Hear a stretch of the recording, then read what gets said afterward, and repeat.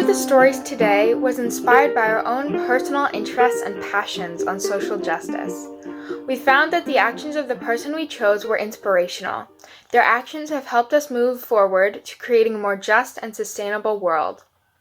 We recognize that we do not look like some of the people we are about to represent, and our intention was to embody our voices of action mentally and emotionally, but not physically. We didn't want to appropriate another person's struggle, but rather pay respect to their incredible sacrifice, bravery, and contributions to our world. Although we may not look like some of the individuals or be from the same race, religion, gender, sexual orientation, or cultural background of the stories we are presenting, our goal is to honor the actions they took because they spoke to us and inspired us to work towards a better modern world and a more equitable future. Enjoy the video!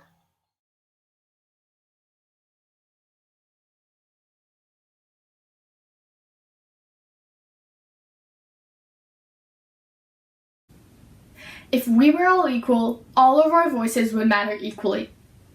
Only 10% of the books are about Black girls. I was seeing a pattern of not having any girls like me, Black girls, in the books we were reading in my 5th grade class. I was sick of us not being included, and I was sick of our stories not being told. I was sick of reading about white boys and their dogs. Frustration flooded all around me. Like the books, I'm also sick of TV shows, movies, magazines, and other forms of media not featuring us. But when we are featured, we are the sidekicks. Why, the sidekicks, our lives are just as interesting, just as amazing, just as intriguing as anyone else's. I'm a Black girl, and I wanted to read stories about girls like me. Smart, funny, interesting, beautiful, adventurous. Because we are the main character of our lives. Diversity equals equity. Teachers and parents are constantly telling us that we're all equal and that this world is made for everyone. But if there are no Black girl books, then that message is not the truth. Black girl stories aren't just for Black girls. They're for everybody. Freedom means that children in their communities will look at the books that are being assigned and used in their classes. If the stories don't reflect the kids, then I want them to tell whoever is there to show that they can help them. I want them to be brave and strong. But freedom also means that the school districts will realize that they're really doing a very bad thing by not exposing all children to diverse stories, and when they do realize, they will assign different books. I won't be happy until children everywhere have their voices and experiences reflected in the books in their community and schools. People ask me all the time, what about other girls? What about all the other people who are not Black girls? But for me, it really starts with my community, which is of Black girls. I'm working to create a space where it feels easy to include Black girls and make Black girls like me the main character of our lives. I decided to start a campaign in which I collect 1,000 books where Black girls are the main character. But my goal wasn't and isn't to be the best kid out there collecting books. My goal is to solve the problem of exclusion and promote diversity all across the world. So while I continue to work for more Black girl books, I want to partner with others who want to value diverse voices. My goal is to make sure that all girls are represented, but it's really important to me that all of our voices are heard. Black girls matter. Today, I remain frustrated at what I did not learn in nursing school. Nursing by itself would not resolve or cure the issues I was seeing. I needed to learn skilled manipulation of circumstances, and that meant being grounded in a number of areas ranging from politics to economics. There are times when I've been involved in what you might call extreme actions as a response to extreme circumstances. Believe me, they've only been done after other options have been tried. For example, I didn't know how to critique social policy with the feminist, class, or social justice lens. In short, nurses are not equipped to enter their profession prepared for all it will demand of them. By 2001, I was increasingly horrified by what I saw on the disaster tours that Barrick German and I were holding. One night we toured from 10 p.m. to 4 a.m. We went into one of these church shelters on that winter night and saw 100 bodies just lying on the mats on the floor, 16 inches away from each other in the dark, airless room. Even after talking to the general manager of the city's shelter division and the medical officer of health on this tour, nothing was being done to remediate the conditions. We were mad. I personally asked Mayor Mel Lastman's office for a meeting 20 times over a 4-year period in order to brief him on the state of homelessness in the city on behalf of the Toronto Disaster Relief Committee.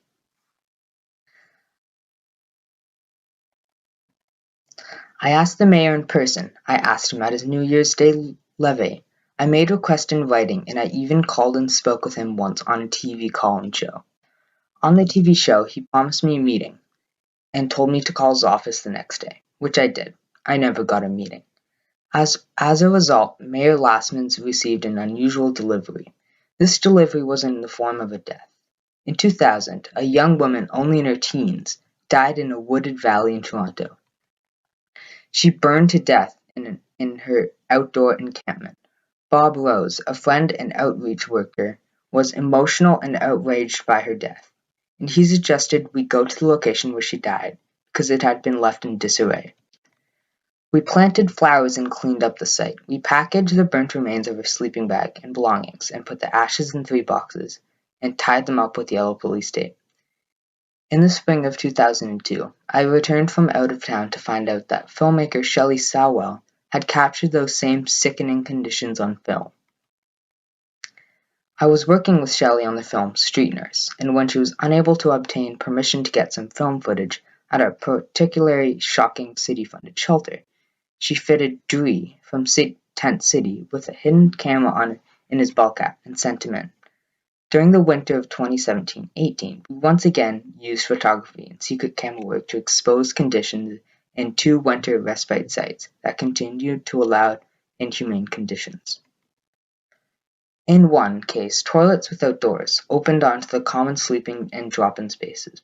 At the same locations, there were no showers or cots, and the indoor temperatures in winter was recorded as 11 to 14 Celsius. Once these conditions were exposed in the media, the Toronto Ombudsman released a scathing report on these conditions, leading to the development of the first ever standards for these temporary respite centers. During the winter of 2018-2019, with the respite sites now permanent and year-long, secret camp work was repeated, this time to show the overcrowding in 24 respite sites that packed in 100 to 200 people, and a warming center that provided shelter in a hallway. There's a parable called Upstream Downstream that has guided me in my work as a street nurse. It's about visiting healthcare workers in a developing country. Standing by a riverbed, they suddenly see bodies floating down the river. Frantically, they start pulling bodies out and begin resuscitation. When they look up, they see a continual flow of bodies down the river. They call for help and keep pulling the bodies onto the riverbank and apply CPR. Finally, one of them asks, who or what is upstream pushing the bodies into the river? It's a framework that can help you think about what your personal response to any social justice issue. You can use this equation if you work on the local, national, or global level on homelessness, hunger, and climate change, violence against women, you name it. If you apply your effort to the 3/3, not just the downstream piece, you can be part of the real solution, a just solution. Homelessness is the worst since the Great Depression. It is now widely accepted that without a fully funded national housing program, there will be persistent mass homelessness. Homeless housing will never come while we invest in war. We need a housing strategy, not a war strategy. I am Ben Ernwine, and I chose for my Heroes Project Jose Andreas. He is a world-renowned chef, and he is the founder of the organization World Central Kitchen that has fed millions of people. When I was growing up in Spain, many Sundays we would invite 30, 40, and 50 people to the countryside, and my father would make a big paella. I'm a different immigrant. My life is so lucky compared to so many. As immigrants, we understand better than most that to be American is a privilege that conveys not just rights, but responsibilities. America gave me the opportunity to open successful restaurants, start a TV show, and write books. I can even fill an auditorium when I give a speech, which in America is very rare for a chef. Without empathy, nothing works. In 2010, I created World Central Kitchen as a way to try and help find solutions for many of the food issues we face. When the earthquake hit Haiti in 2010, I was in the Bahamas. I wanted to help the people of Haiti, so I did. When I arrived in Haiti, we had to work with different donated foods. I think food is about making an interaction with the ingredients. If you talk to them, they will always tell you a story. I believe no chef becomes what he becomes without having many people influence him, as did the people of Haiti. I'm always looking into the future and see what will be next on the horizon. When Hurricane Maria hit Puerto Rico, we only came here to try to help a few thousand because nobody had a plan on how to feed Puerto Rico. We opened the biggest restaurant in the world in 1 week. That's how crazy this is. In part, we celebrate that Puerto Rico is open for business, that it has great food, great gastronomy, and great places for travel. If kitchens are destroyed, we build one and cook in big paella pans. Simple ingredients, treated with respect, put them together, and you will always have a great dish. As chefs, we cook to please people, to nourish people. Puerto Rico is a perfect meeting place between Spain, the country I come from, and America, the country where I now belong. The meeting point of the two worlds where magic can happen. Dorados Beach, rich history, provided with amazing inspiration to put forward a bold menu, celebrating the legacy of the people and the cuisine that shaped this unique destination and pushed me to share some of my own stories. Look at farmers markets today, bursting with heritage breeds and heirloom varieties, foods that were once abundant when we were an agricultural nation, but now that we have lost touch with. Bringing all these back helps us connect to our roots, our communities, and helps us feed America the proper way. The culture of Spain is something many people are still trying to discover. If we want to feed the many, we have to give a voice to the voiceless. When we are trying to come up with new health laws, you bring doctors, you bring experts in medicine, in urban planning, and you bring the best architects. How is it possible that when we are talking about how we're going to feed America, no chef shows up in the room? To feed a nation is never easy. I always say that I don't believe I'm a chef. I try to be a storyteller. I want E by Jose Andres to be a discovery, to be a journey. I want people to find it and be astonished. I'm from Spain, but my family and I have made America our home for the last 17 years.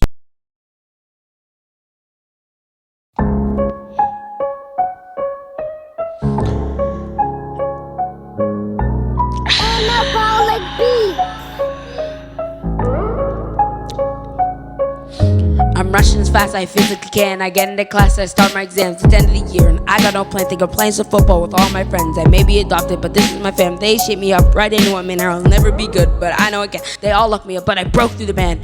Nobody wanted me, but I pushed through all the pain and the sadness. I'm black, and I think we don't deserve disadvantages. So I'm here, talking about it to all of my people. Tell your peers, we will hear America. We are the bandits. We're going through a war and we need to stop it. We're going through conflict, we need to drop it. You made a promise, you better. I'm just doing for the things that need. So stand up for all the people you fight for. Stand up for all the people you fight for. Stand up for all the people you yell for. Stand up for all the people you die for. Stand up for all the people you'd run for. Stand up for all the people you take a gun for. Stand up for all the people you try for. Stand up for all the people you give your life for. Stand up. Stand up. Stand up. Stand up for all the people you give your life for. Stand up. Stand up. Stand up. Stand up for all the people who would try for. Stand up. Stand up. Stand up. Stand up for all the people who give your life for. Stand up. Stand up. Stand up. Stand up. Stand up.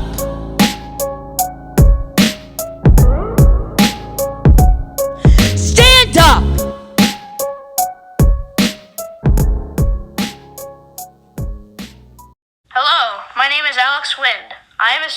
Marjorie Stoneman Douglas High School and one of the founding members of the Never Again movement. Everything on February 14th completely changed who I am. Never again should this kind of tragedy happen in this country or any country. It shouldn't have happened after Columbine. It shouldn't have happened after Sandy Hook. Now it is us. And it will never happen again. We're just trying to send the message that we, as a community, never want this to happen again. A lot of positive progress has been happening recently, but there are 17 people that can't be here to enjoy it. We can't forget these names. We can't forget those faces. For too long, our government has been useless on this issue. If teachers start packing heat, are they going to arm our pastors, ministers, and rabbis? Are they going to arm the guy selling tickets at the movie theater? Are they going to arm the person wearing a Mickey Mouse costume at Disney? This is what the National Rifle Association wants, and we will not stand for it. We would not need metal detectors and clear backpacks and more weapons in our streets if there were not weapons of war in the hands of civilians. It is not about your race. It is not about your sexual orientation. It is not about your ethnicity. It is not about your gender. It is not about where you live or how much money you make, and it is most certainly not about your political party. All it comes down to is life or death. Together, we will use our voices to make sure that our churches, movie theaters, concerts, and our streets become safer without having them feel like prisons. There are over 250 representatives that have not come out with public stance on this issue. It is our job to make sure that we call them up and force them out of the shadows of corruption and into the light of justice. So to all those politicians out there, if you take money from the NRA, you have chosen death. If you have not expressed to your constituents your public stance on this issue, you have chosen death. If you do not stand with us by saying we need to pass common sense gun legislation, you have chosen death. None of the millions of people marching in this country today will stop until they see those against us out of office, because we choose life. Every great dream begins with a dreamer. A voice of action and courage. Born a slave, 1820, named Minty, I escaped, make a name for myself. Harriet Tubman, I was the conductor of the Underground Railroad. I never ran my train off the track. I never lost a passenger. My early life, slavery, enslaved, abused. I grew up a neglected weed. I followed the North Star. My cause, equality. Choose freedom or death. Make justice from injustice. Set all slaves free now. I freed 1,000 slaves. I could have freed 1,000 more if I had no base slaves. Ignorant of liberty, having no experience of it. They call me Moses, a strong and wise, brave, bold underground hero, conducts freedom fights. Always remember, you have within you the strength, the patience, and the passion to reach for the stars to change the world. The hero that stood up to the Nazis, an international World War II hero, Manolis Glezos. Manolis during World War II and a friend climbed up top of the Acropolis and tore down the swastika flag. Together, they were known as an international anti-Nazi heroes. Manolis and his friend were sentenced to death, but instead they were tortured and imprisoned by the Nazis. After World War II, Manolis was put on trial for his political convictions and sentenced to death multiple times by the Greek government. After escaping death many times, he was elected into the Hellenic Parliament, and upon his election he went on a hunger strike demanding his fellow EDA MPs that were exiled or imprisoned to be released. Many years later, he was actually elected into the Greek Parliament. After Manolis' political career, he invented a system to prevent floods, combat erosion, and to preserve groundwater. He made little dams that redirected water into aquifers. For all his contributes, he was an honorary doctor of philosophy. This is A Bizarre Life of Manolis Glezos.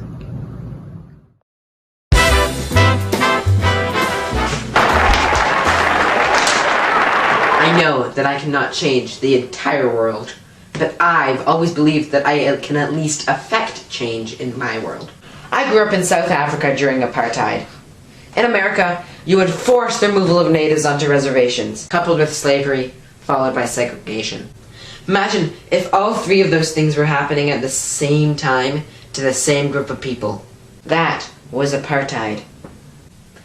Being of mixed race, I couldn't walk down the street with my father, who was white. But it was acceptable for me to walk down the street with my mother, who was black, just as long as the police didn't see us. Every time we saw the police, she would have to let go of me like, "Oh no, not mine, not mine." It was terrible. I felt like a bag of weed. Apartheid never made any sense.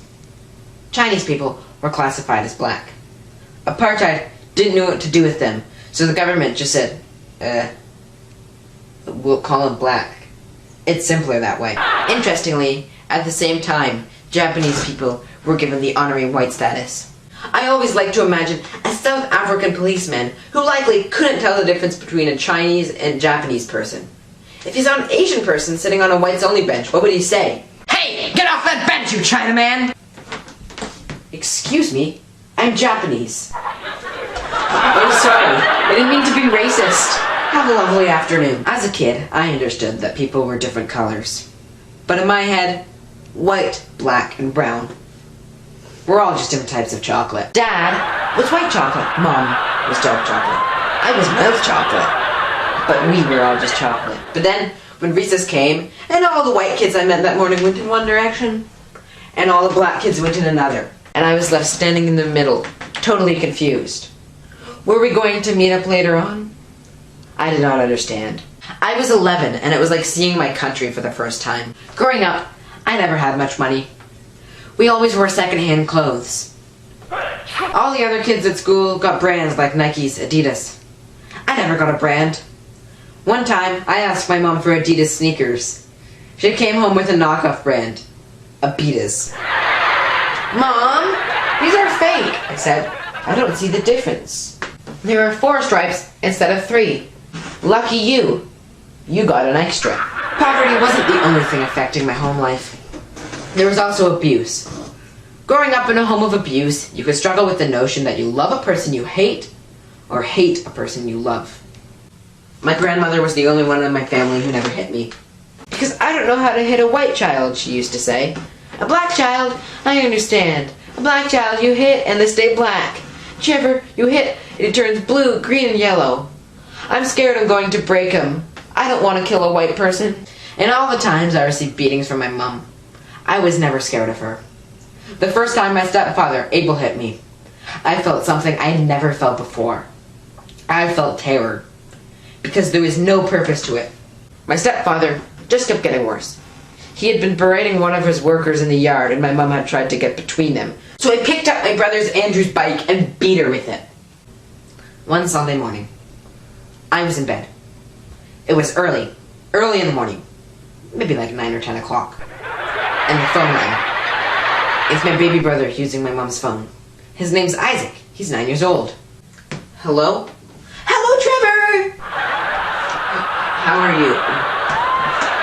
"I'm fine, thanks. How are you?" "I'm also fine." "It's a pleasure. Also, are you busy?" "Yeah, sort of. Why?" "Because Dad shot Mom." "I'm sorry, what?" "Dad shot Mom and we're at the hospital. Can you come?" She had been shot in both the butt and the head.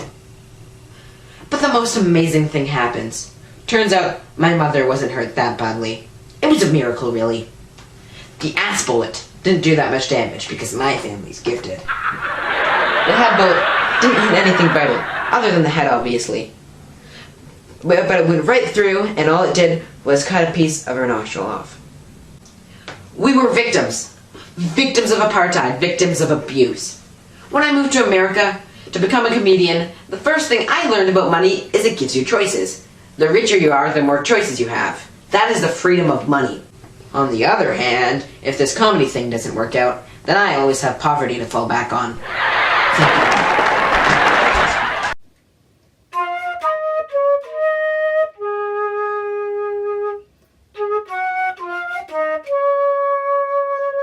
Everybody's an artist. Everyone's God. It's just that they're all inhibited. And you may think I'm small, but I have the universe inside my head. So many rooms, so many dreams, so many countries all in the same space. Yet countries have sacrificed their culture for money. Money became the running theme in every country, and culture was lost, sacrificed for power. Try to say nothing negative about anybody for 3 days, 45 days, 3 months. See what happens to your life. And if someone is unpleasant to you, draw a halo around their head. They are now an angel who came to teach you something important. Love changes lives. A mirror becomes a razor when it's broken. A stick becomes a flute when it is loved. And when people get cynical about love, they should look to us and see it's possible. A dream you dream alone is only a dream. A dream you dream together is a reality. Compassionate love can be strong. It sobs, it burns, but then it wipes away its tears and it gets back up again. Sometimes darkness can rise. Write down a sad memory in a box. Burn the box. Sprinkle some ashes in the field. You've just given some ashes to a friend who shared the sadness. I think of him every day. I do try to block it out, but December 8th is not the only day I think of him. I can't help it. Imagine a dolphin dancing in the sky. Let it dance with joy. Then think of me at the bottom of the ocean, watching. When you are suffering, you become more understanding of yourself, but also of other people's sufferings too. That's the first step to understanding somebody, is to understand their sufferings. Don't be afraid to notice how beautiful you are. Smile in the mirror. Do that every morning, and you'll start to see a big difference in your life. Or, instead of obtaining a mirror, obtain a person. Look into them. Use different people, old, young, fat, small, etc. Just remember that each one of us has the power to change the world. Just start thinking about peace, and the message will spread quicker than you think. You can change the world by being yourself. Guilt, like the lightheadedness you feel after vomiting, feeling nauseous. Heavy, like the weight on my shoulders withering me away every day.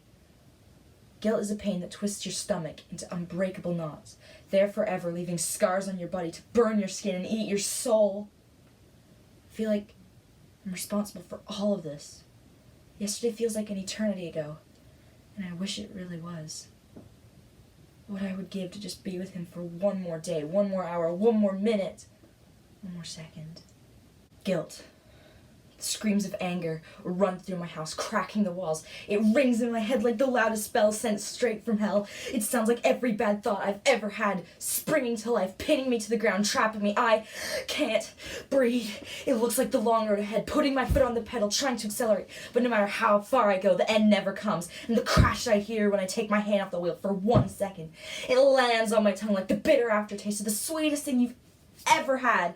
It feels numb, trying to take the pain away. I visit the fields every day to share my feelings to him. It makes me happy being able to open up to someone, even if we can't see each other. We talk for hours and hours about every little thing, trying to get out everything we can, so nothing is left.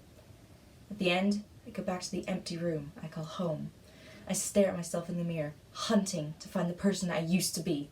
All I want to do is show them I can change. I want to find my innocence. All I want to do is redeem myself and claim the thing I lost so long ago. Innocence, looking into their eyes, trying to find the bit of them that still can forgive me. Innocence, a light at the end of the road I've been waiting for so long. Innocence, it fills my room with hope to change. Innocence, all I want to do is show them I can be better. Innocence, all I want to do is show them I can.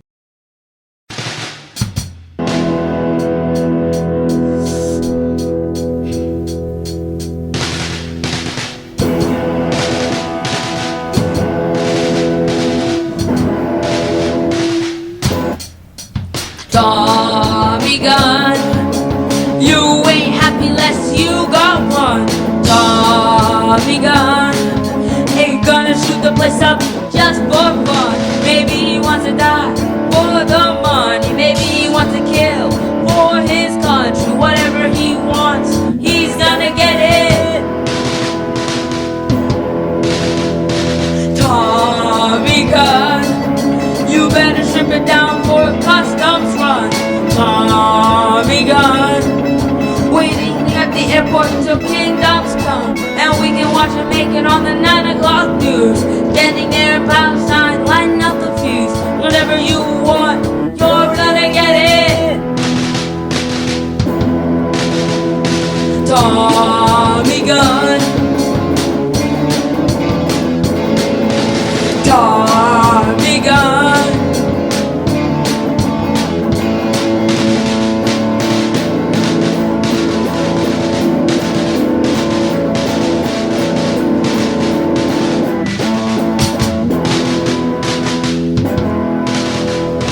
Tommy gun, you'll be dead when war is won.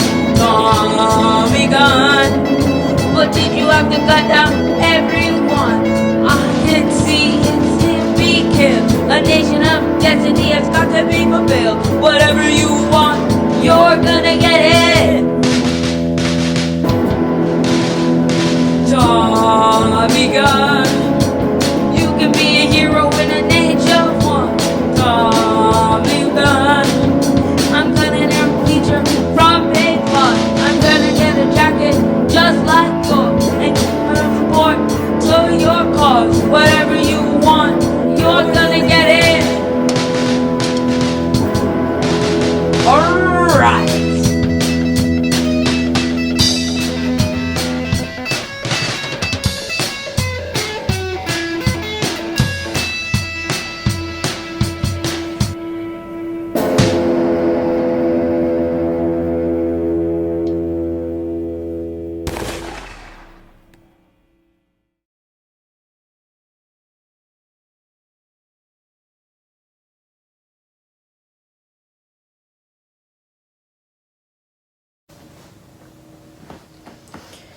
When I was little, I sat in a cage of hammers and nails, waiting to be set free and pushed back inside where hope was blacked out, never to be seen. I was owned by new parents, then a new husband, buried as someone else's property, half alive, half dead. It was then I realized it was as if women were toys. But who doesn't like toys, right?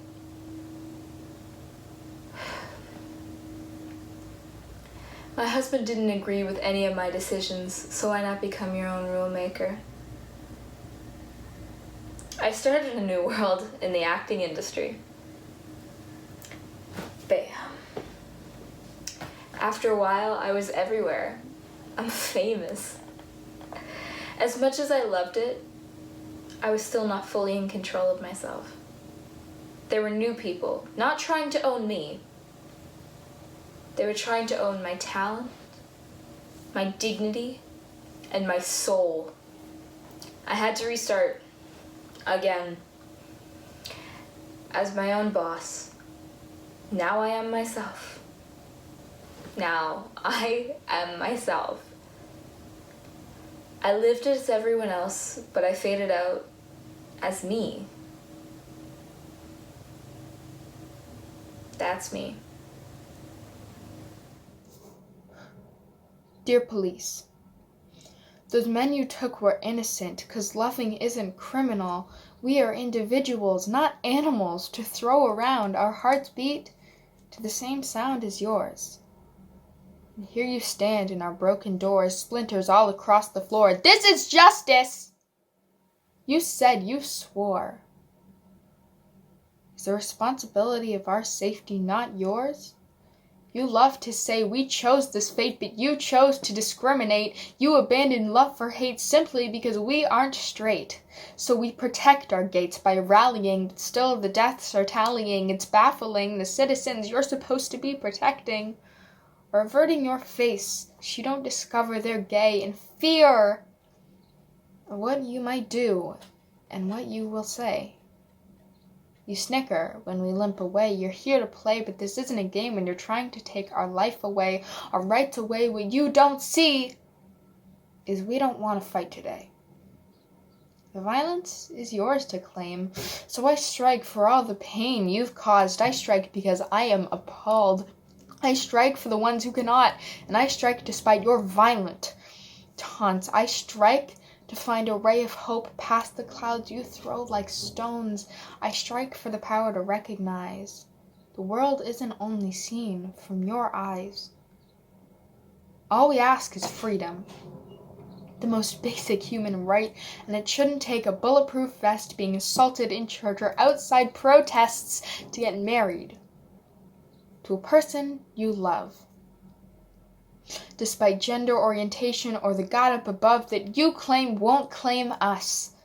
But here we are in church, sitting in pews, the only difference who we love, not who we choose.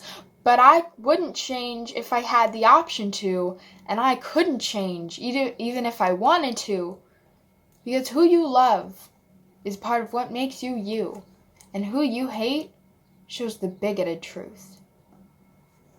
We're human too. I didn't see it. I didn't want to see it. I didn't see it when my clothes became too big. I didn't see it when I was pulled out of school. I didn't see it in my weekly weigh-ins or therapy sessions. I didn't even see it when I was admitted to the residential psychiatric unit. It seemed to me that eating disorders were a thing that only existed inside women's magazines. Nobody in the real world was talking about them. I had never been taught about them in school. They seemed to me just to be unpredictable tragedies that struck the unlucky few. And it could never happen to me. I had the posture of a saint in my class, making sure my stomach was properly sucked in and not bulging out against my blue and white school dress, as it did when I let myself relax. Tighter if I feel someone's eyes on you. Tighter still if you hear the click of a camera, forcing a hollow-neck smile and waiting until you can breathe again. We still believe, after all this time, that if we hurt ourselves enough, we'll end up loving ourselves. Diet culture promises us, well, health and happiness in our real lives will finally begin. But all we're left with is obsession, destroyed self-esteem, empty bank accounts, wasted years, eating disorders, and hunger. We get away with our money, and we get nothing. We don't even get thinner. We've been tricked, and it would be laughable if it didn't hurt so much. I was suddenly so furious about all the time that was stolen from me, all the years I was supposed to be becoming who I was, wasted on becoming less and less every day, all the impossible dreams I should have been dreaming, all the adventures I never realized were happening, all the foolish teenage mistakes and bad first kisses, all the moments that are supposed to color the most vivid years of your life, faded into the grayness of anorexia. Hating our bodies is something we learn. It's sure as hell something we can unlearn. Just imagine if we all stopped spending so much energy on trying to change our bodies. We could do anything we ever dreamed of. So, let me say this loud and clear. We do not need to punish our bodies, not anymore. We don't have to run until we're sick. We don't have to starve until we pass out. We don't have to keep breaking ourselves apart and trading in pieces, hoping to finally be good enough. Fuck beauty being pain. We've hurt enough. I took my part in the gay pride movement. As long as gay people don't have the rights across America, there is no reason to celebrate. How many years has it taken people to realize we are all just brothers and sisters, human beings in the human race?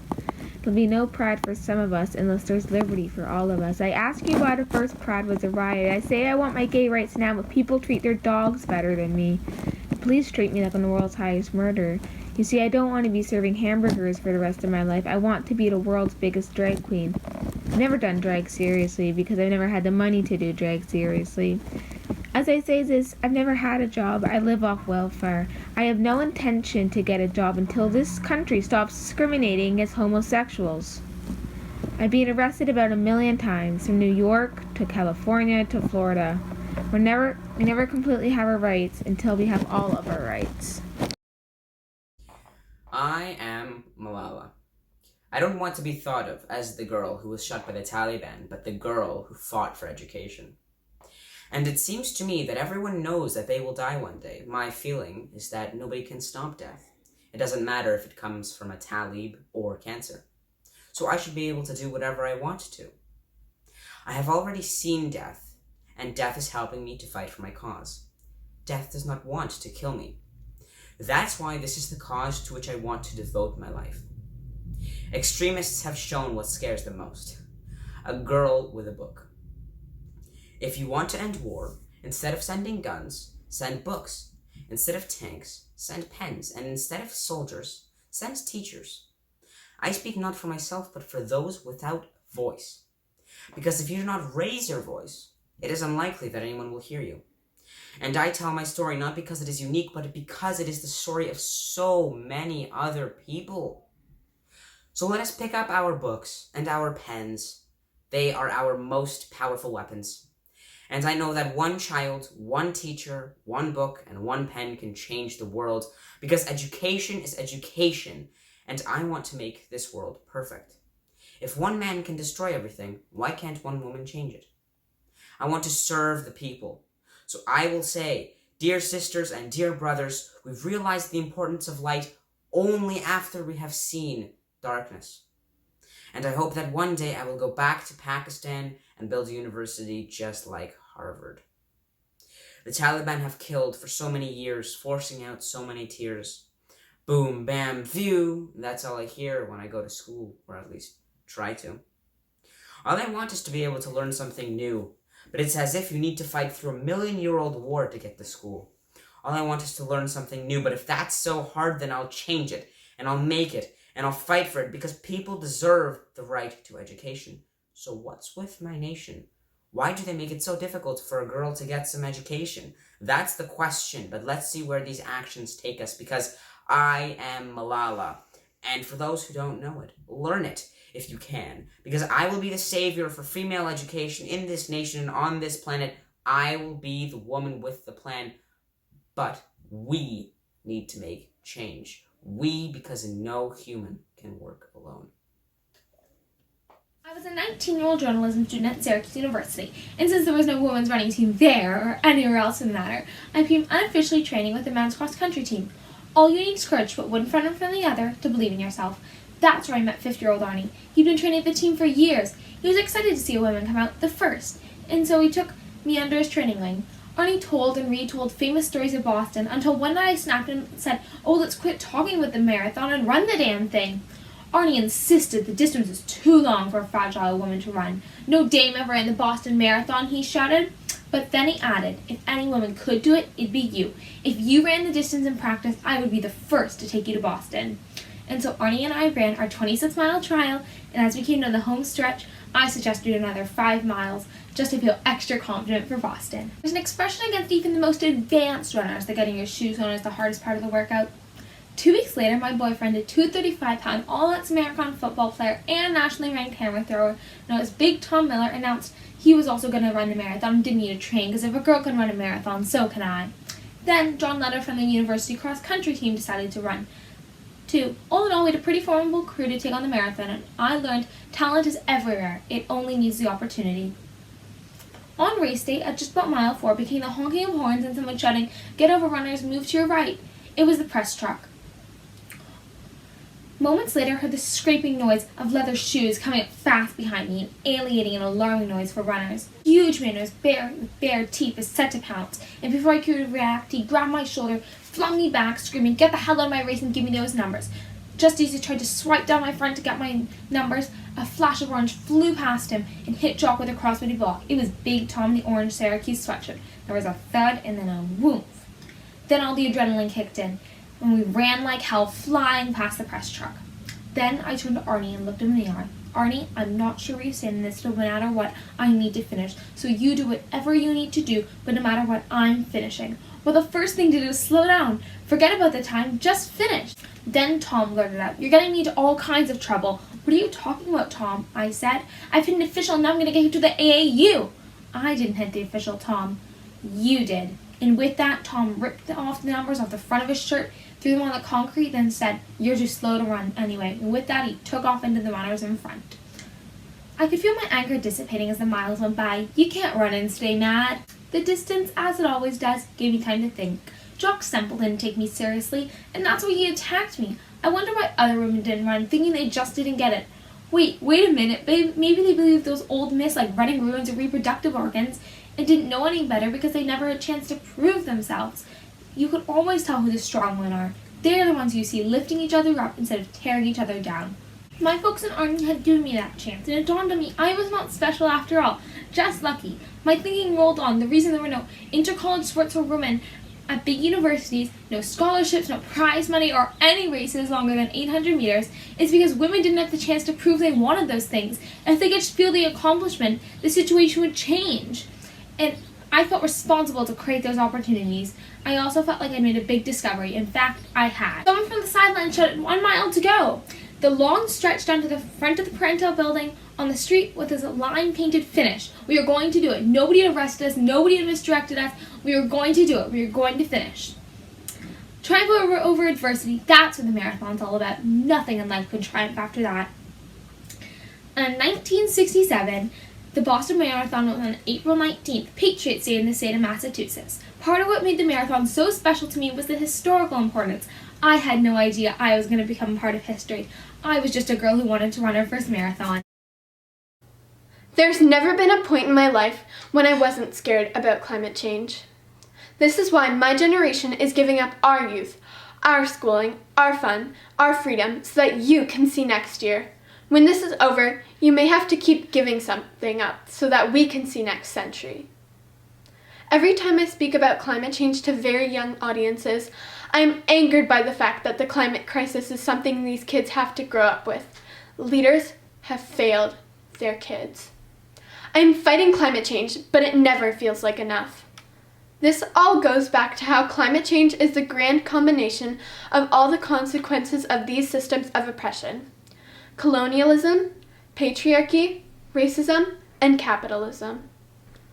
There are all these politicians out here trying to claim that they're climate champions while they go about violating Indigenous rights and sovereignty. We had no power in creating these systems that are destroying our worlds and futures, yet we are and will be paying the biggest price for the older generation's recklessness. And to anyone that argues that disinvestment is bad because it's selfish and you're hurting these people is not true. Why are these companies here in the first place? They're not here to help. Their one reason for existing is to make money, and they're using people in developing countries as pawns to make money. They don't actually care. I strike and organize a protest for my life, my future, and to fix the past and current mistakes. We want to breathe clean air. We want to have a planet that is livable.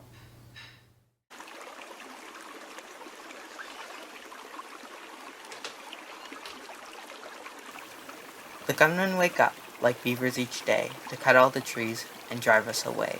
Our leader environmentalist, Chico's his name. He comes out to fight and speak in our name.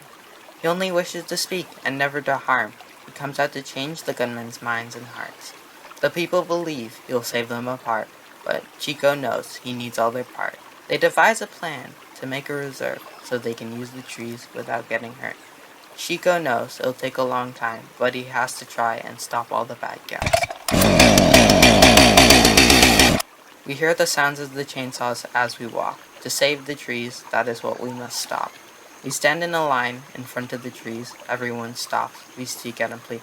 We've lived on this land. It's where we were raised. We will not let you cut down the trees even if we get raised. For this is our land, and the trees must be praised. Chico knows he is not safe, and says a statement telling his fate. I will never know when the gunman would strike, so I'll wait for a bang in the middle of the night. Although Chico did die, his legacy went on. He did not die in vain. He saved all the trees and had a statue in his name. I used to swim with these beavers in a beaver pond when I was 10. I went back when I was 11 and found there were no more beavers. I found that trappers had taken them all, so I became quite angry. In that winter I began to walk the trap lines and freeing animals from the traps, and then I proceeded to destroying the traps. The fact is, that we live in an extremely violent culture, and we all justify violence if it's for what we believe in. And with this in mind, if you want to know where you would have stood on slavery before the Civil War, don't look at where you stand on slavery today. Look at where you stand on animal rights. I was arrested in Germany after 2 Interpol Red Notices were issued by Japan and Costa Rica for attacking their scientific ships. But they haven't produced a single peer-reviewed international scientific paper in 23 years. To me, Japan is a bully nation that takes what it wants and threatens any who oppose it. And the tragedy is that there is so much more incentive money to destroy the ecology than there is to preserve it. We don't give a damn what you or anybody else on this planet thinks. We didn't sing those ships for you. We did it for the whales. It doesn't matter what is true. It only matters what people believe is true. You are what the media define you to be. Greenpeace became a myth, and a myth-generating machine. You know, I do what I do because it is the right thing to do. I am a warrior, and it is the way of warriors to fight superior odds, and I will continue to do it. What we need now is heroes, millions of them. Sentiment without action is a ruin of the soul. Our current generation needs to be a voice for the future and a voice for the planet. You can be amazing, you can turn a phrase into a weapon or a drug. You can be the outcast, to be the backlash of somebody's lack of love. Or you can start speaking up. Nothing's gonna hurt you the way the words do. They settle beneath your skin, kept on the inside, no sunlight, sometimes the shadow wins. But I wonder what would happen if you said what you wanna say and let the words fall out. Honestly, I wanna see you be brave with what you wanna say and let the words fall out. Honestly, I wanna see you be brave. Just wanna see you. I just wanna see you. Just wanna see you. I wanna see you be brave. Just wanna see you. I just wanna see you. Just wanna see you. I wanna see you be brave. Everybody's been there. Everybody's been stared down by the enemy. Falling from the fear and then some disappearing. Bow down to the mighty. Don't run. Stop holding your tongue. Maybe there's a way out of the cage where you live. Maybe one of these days you can let the light in. Show me how big and brave is to say what you wanna say and let the words fall out. Honestly, I wanna see you be brave with what you wanna say and let the words fall out. Honestly, I wanna see you be brave. And since your history of silence won't do you any good, did you think it would let your words be anything but empty? Why don't you tell the truth? Say what you wanna say and let the words fall out. Honestly, I wanna see you be brave with what you wanna say and let the words fall out. Honestly, I wanna see you be brave. Just wanna see you. I just wanna see you. Just wanna see you. I wanna see you be brave. Just wanna see you. I just wanna see you. Just wanna see you. See you be brave. Just wanna see you. I just wanna see you. Just wanna see you. I just wanna see you. I just wanna see you. Just wanna see you.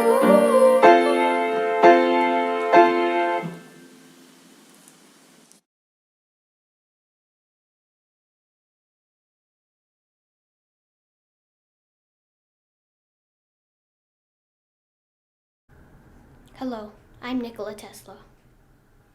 In my boyhood, I suffered from a peculiar affliction due to the appearance of strange images. To free myself of the suffering, I would focus on a different object.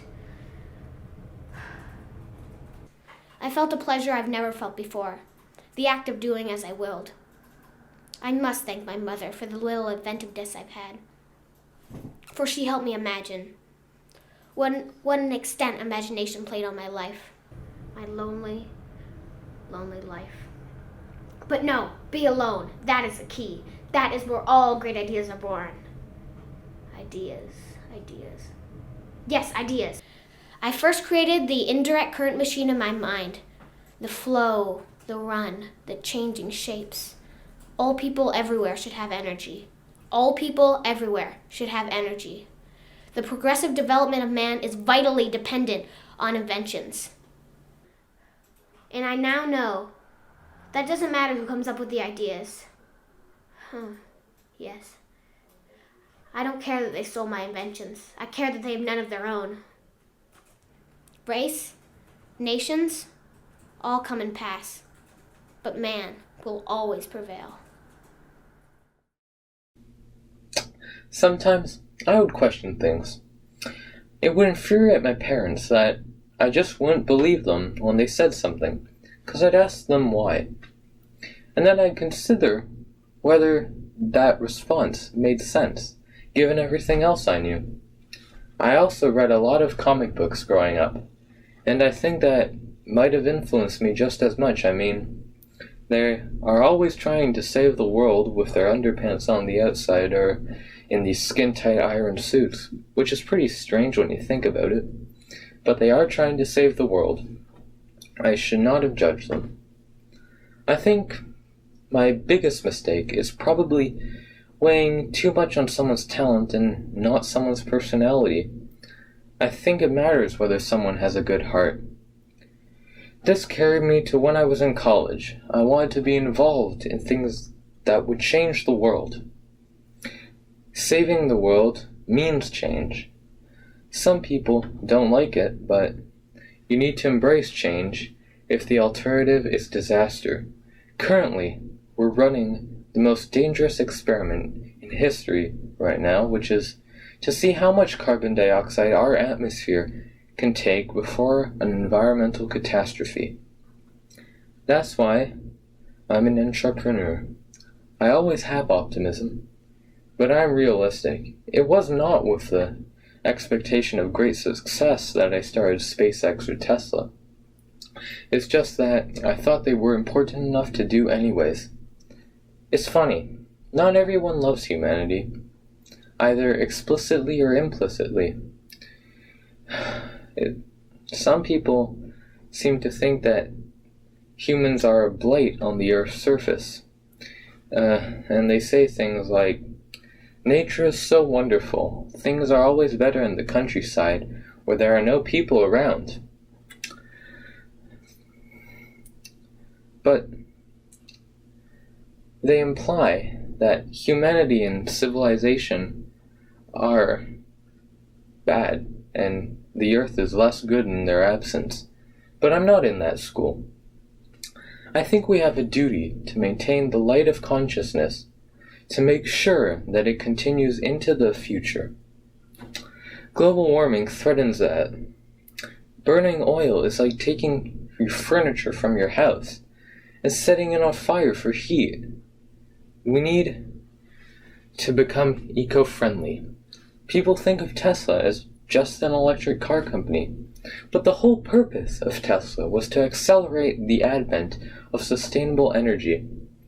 For example, let's say the only thing we had was solar energy. That was the only power source. If you just took a small section of Spain, you could power all of Europe. Sustainability will help us advance. If you go back a few hundred years, what we take for granted today would seem like magic, being able to talk to people over long distances, to transmit images, flying, accessing vast amounts of data like an oracle. These are all things that would have been considered magic a few hundred years ago. Technology causes fear too, but people shouldn't think. People shouldn't think this. I feel fear about this, and therefore I shouldn't do it. It's normal to feel fear. Like, you'd have to have something mentally wrong with you if you didn't do it, if you didn't feel it. But, especially if something's important enough, you should try it, even if the possible outcome is failure. We will not stop until every car on the road is electric. I've worked hard my whole life, like a dog chasing after a bone, never resting. But this engraved memory was something surely that was unexpected. War, or was like a terrible dream of losing someone I loved to risk their life. War is a memory I never want to revisit. I've worked hard my whole life. I've never been a good student.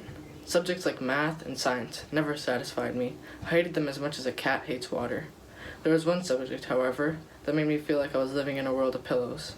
Art. Even though I've made groundbreaking discoveries, art is my true passion. I've never been a good student. I enjoy helping the people that need help. I'm known for my famous discoveries and the cures that help people. It's like when a flower seems dead, but you care for it and it blooms again. Life. Life comes only from life. We have to care for our lives and others' lives too. I enjoy helping the people that need help. Treat us the way you wish to be treated. What does it mean when people say, I cannot walk by myself, I cannot travel by myself, I have a mouth to talk, I have a brain to think, I can walk, and I have a cane to find my way around? Then why can I not travel by myself? I was like a bird in a cage, not allowed to come out without an escort. But now my life has been transformed. We have this white cane which helps us to walk. This white cane enables us to find our way around. Then why don't we root the positive in each and everyone's life instead of searching for the negatives in them? Why don't we love and accept others with their strengths and weaknesses? Can a blind person walk confidently on those footpaths? No, we can't, because it's always full of slabs and stones and waste materials and so much other things that should be clear. They should be clear for us to walk. Are the buses accessible? No. They say they have seats for us, but we have to push and pull and sit in the back. Are public buildings accessible for people with disabilities? Most buildings have steps, and people with wheelchairs cannot climb those steps. Most buildings don't have ramps for such kind of people. When we were small, we were often told, you can't, you can't. And when I wanted to do sports, when I wanted to run and play with my friends, I was not allowed to do that. We are often told, you can't do this, you'll fall. I'm sure when I was small, I did this, and my mother would have probably said, oh, no, no, no. Though, disability is possibility. Disability is not inability. It's not challenged. It's opening to a lot of new opportunities. There are so many challenges which we are facing and nobody knows. People will, not listen to us. Not whether people listen to us or not, it's our duty to make our voices heard, to embrace these challenges, to take them up. Don't wait for the government. Don't wait for people to solve your problems. If I was able to see, does anyone still think I'd be here, talking about disability? I'm sure I wouldn't. Maybe I'd be married to some handsome, sturdy army officer, or I would have been aboard on an East College squandering my father's money, or squandering my boyfriend's money. I don't know, but I would not be here. I would not be standing here. I would not be here with my blind colleagues who need me today. Yes, I don't want to see. Why don't I want to see? Because I want to still continue being that example.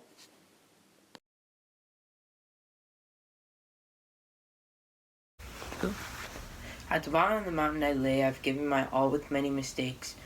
Boom, crash, the storm in my head is still going. Tools that I've once used cannot be used again, but maybe it's not tools what I need. Maybe what I need is the belief in myself that I do have for others. The hero that I chose was Fabiana Bikini. She advocates for the families in the NICU to be with their babies whenever they can. These are all quotes by her. Growing up, I didn't really have many challenges. The older girls on the bus made fun of me because I lived in a poorer area than they did. They'd get rid of my lunch bag, and I used to come home crying. My mom taught me to speak up for myself and to not let the girls tease me.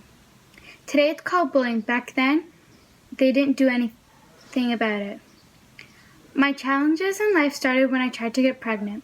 We couldn't. I had to have many treatments to get pregnant with Thomas, and other treatments to get pregnant with the twins.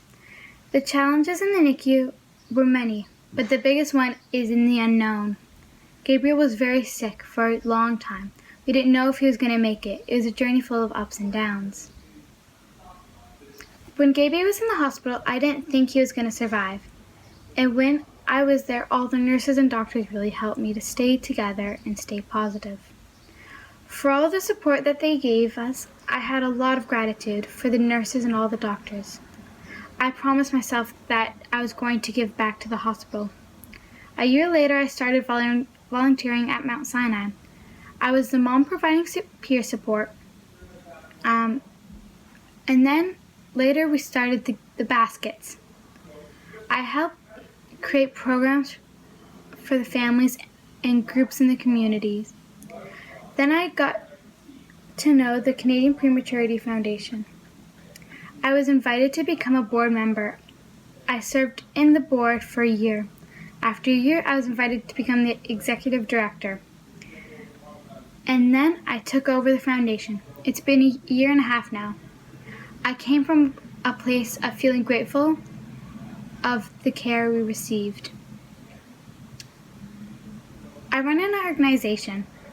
We run peer support programs, and we support families like me who are in the NICU and who are there now. I train families that want to be in the hospital support groups. I also train the nurses who want to create support groups, who don't exactly know how to run those groups. I talk to a lot of doctors and researchers in Canada to help our foundation create educational materials for the families. There's a lot of stuff on the internet to Google. Anything premature, there's so much stuff. It can all be overwhelming. We try to bring the most important piece of education, which most families need, so that they can trust the information, so they are not reading junk or fake news. Some places families are seen as visitors and have visitor hours. And here in Canada, families are more engaged on the care of their babies. I advocate for families to continue to be engaged with the care of their babies. The last 10 years, families are allowed 24/7 visiting. They can come and go as they wish. They're involved with the baby's care, which means even with the baby at a pound or 2 pounds, they can still change their diapers, take baby's temperature. They can participate in medical rounds. We still have a lot of work to do for every NICU in Canada. Now with the pandemic, a lot of the hospitals are not allowing patients to stay as long as they want, or mom and dad to come together.